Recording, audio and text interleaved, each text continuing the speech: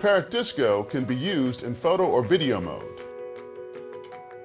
When you press the takeoff button, the recording starts automatically.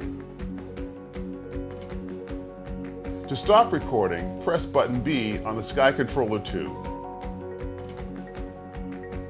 To take photos, press button A.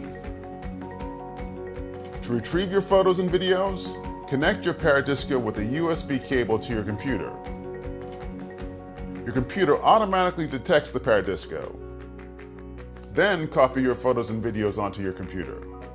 You can also retrieve your photos and videos from the FreeFlight Pro application. Go into internal memory, select one or more photos or videos, then press transfer to retrieve them on your smartphone.